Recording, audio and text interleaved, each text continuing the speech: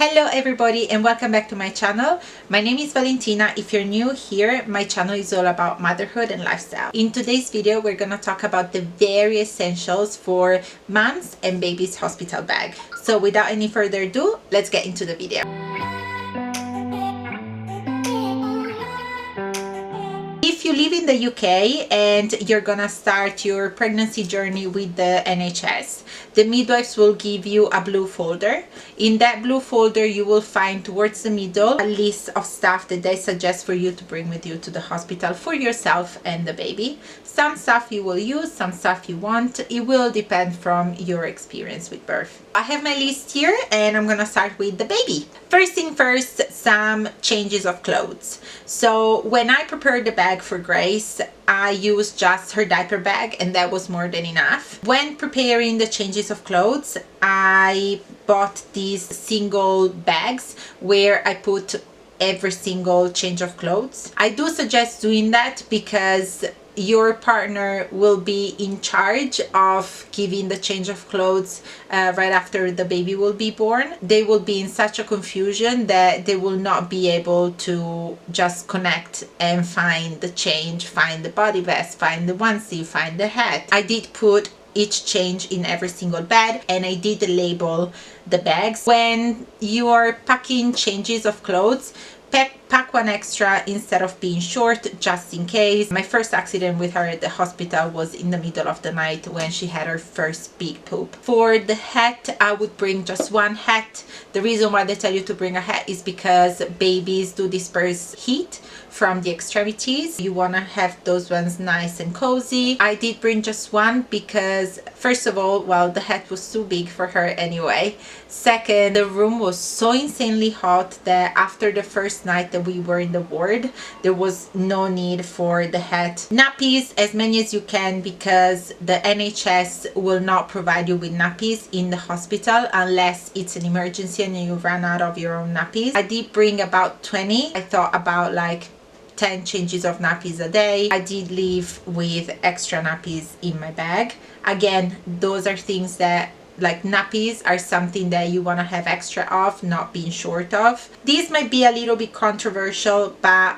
I do think it's important to have it, and that is the ready to feed formula. If you go to the supermarket, any big supermarket, Morrison, Tesco, Sainsbury's, I looked everywhere and they all had them. They're like bottles with the formula that is ready, already mixed inside the bottle, and you have the teat as well. Make sure you get that one because they will not, like, they will provide you with teats in the hospital, again, if it's an emergency and you need it, or if the teat that you have with the ready to feed formula is not, like, your baby is not really into it and it has the baby has problems with sucking from that teat, then they will provide you with a different one. I was very happy we had it. My intention was to breastfeed. I couldn't do it. I never breastfed Grace, unfortunately. Right after she was born, she's been taken away from me for a couple of hours because I needed a lot of stitches after the delivery. I did talk about that in my birth experience video. I'm gonna leave the link up here. And the moment I got to the recovery room, she was crazy hungry,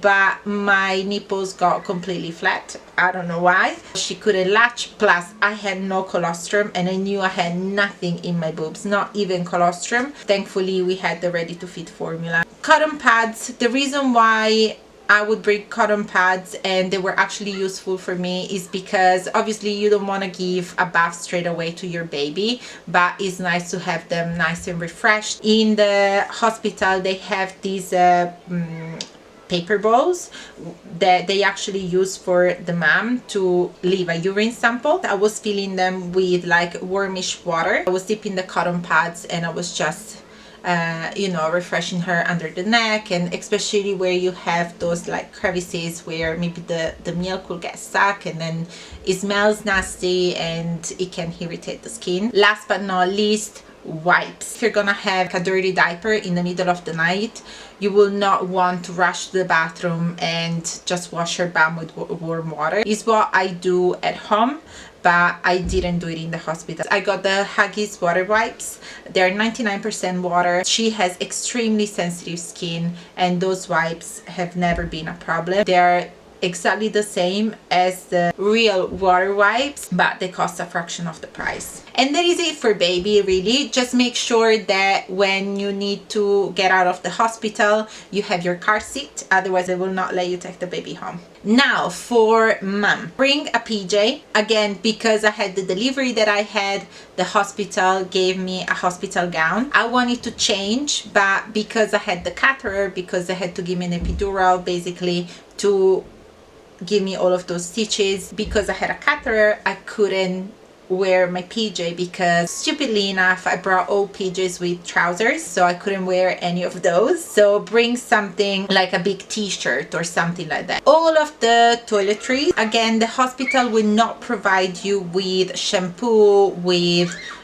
shower gel, nothing like that. I went to Boots, I think, and they always have the 3 for 2 offer on this little shower gel, the toothpaste. I did bring my skincare. I haven't used any of that. Then next is cozy socks. I didn't believe it when I was hearing it. Night sweats, they're real. Your whole body will be so hot, but my feet were like 2 popsicles, so I'm glad I did bring cozy socks.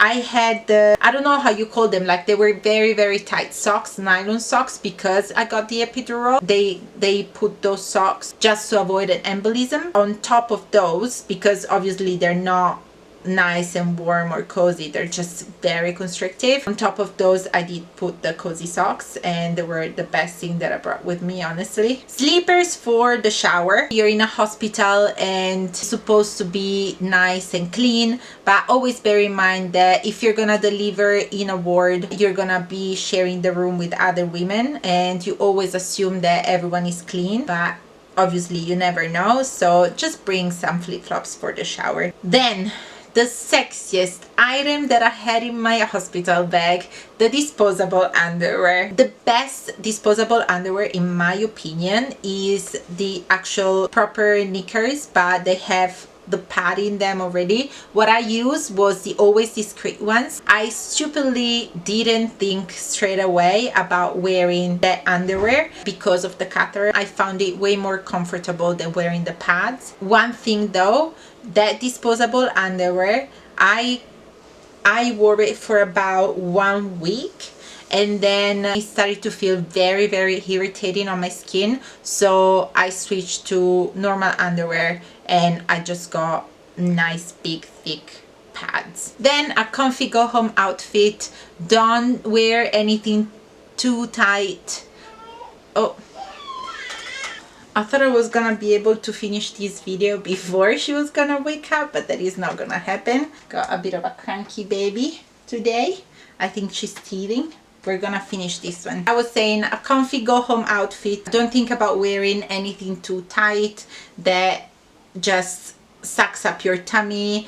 You just had a baby, just keep everything loose. When I left the hospital, I just got a very comfy track pants and very comfy shoes because my feet were so swollen. Just a very comfy sweater, and that was my go home outfit. If you're gonna deliver in the birth center, at least in the birth center where I was supposed to deliver, they give you the option for the dad to stay overnight, especially if you deliver very late in the evening. So just pack an extra change for the dad as well. And last but not least, drinks and snacks. First of all, it's gonna be way cheaper buying in the supermarket than buying in the cafeteria at the hospital or at the vending machines in the hospital. Second, after giving birth, I was so hungry. I'm sure that because during the labor I was not hungry at all, and I barely had anything during those 18 hours of labor.